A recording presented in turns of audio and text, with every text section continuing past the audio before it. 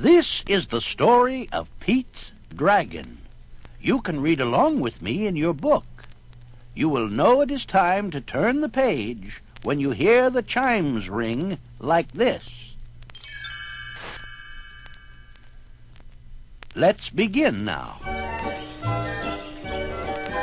Unless you happen to know Pete, you may not believe there really is such a thing as a dragon named Elliot. But there is.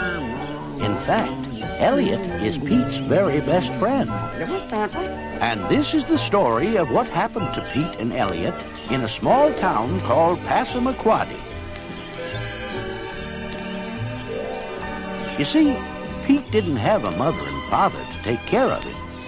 He was an orphan. So Elliot decided he would take care of Pete himself. Elliot was a fine-looking dragon. He had lovely green scales and purple wings. Like all dragons, he could fly, puff up his cheeks, and breathe fire, and speak dragon talk. But Elliot could also make himself invisible. And not every dragon can do that. Pete thought his dragon was a perfectly wonderful friend. You sure changed my life, Elliot. I didn't think I'd ever be happy until I met you. As the two friends headed for Passamaquoddy, Pete said, Now, Elliot, we want people here to like us. But most folks are sort of scared of dragons at first. So you better make yourself invisible for a while. And with a skip and a bip, Elliot did just that. Remember, Whispered Pete as they marched down the main street of town. Behave yourself and watch where you swing your tail.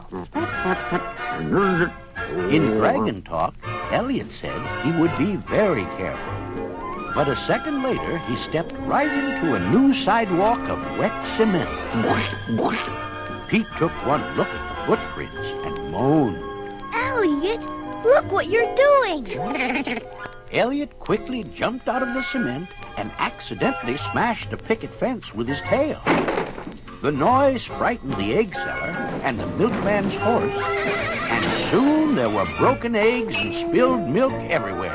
Come on, Elliot. I've got to get you out of Passamaquoddy before you wreck the whole town. Pete and Elliot ran toward the rocky cliffs along the coastline. Here stood the tall Passamaquoddy lighthouse, whose bright beam of light warned passing ships of the jagged rocks below.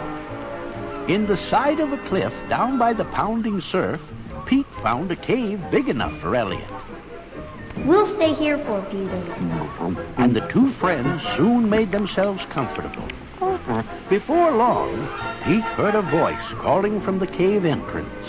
Hello in there. Elliot quickly disappeared as a very pretty lady peered into the dark cave. Hi, I'm Nora. Pete smiled shyly. Hello. I'm Pete. This cave isn't a very nice place to stay. Said Nora. Why don't you come up to the lighthouse and stay with my dad and me? Pete smiled. Okay, that sounds great. As he left the cave, Pete whispered to Elliot. You stay here while I look around. When Nora and Pete reached the lighthouse, a man with a white beard was waiting. Who's this young fellow, Nora? Dad, this is Pete. He's going to stay here with us for a few days. Pete shook hands. Pleased to meet you, sir. Just call me Lampy. Welcome aboard, Pete. Early the next morning, even before Nora and Lampy were awake, Pete ran down the cliff to Elliot's cave. Nora's swell. He reported to the interested dragon.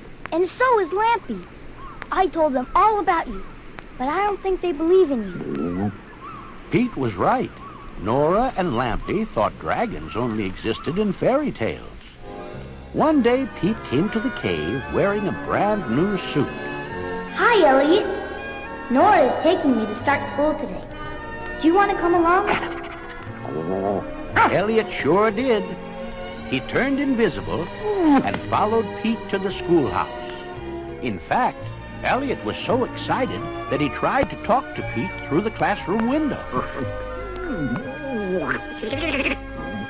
Shh, Elliot. I've got to study now. Pete, who are you talking to? Demanded the teacher. I'm sorry. I was shushing my dragon, Elliot. When I ask you a question, young man, I expect a truthful answer. Now go stand in the corner. From the look on Miss Taylor's face, Elliot could see that Pete was in trouble. Pete needs me, Elliot thought, crashing right through the side of the schoolhouse. The wall collapsed, and so did Miss Taylor. Uh-oh. Pete gulped. Elliot's done it again.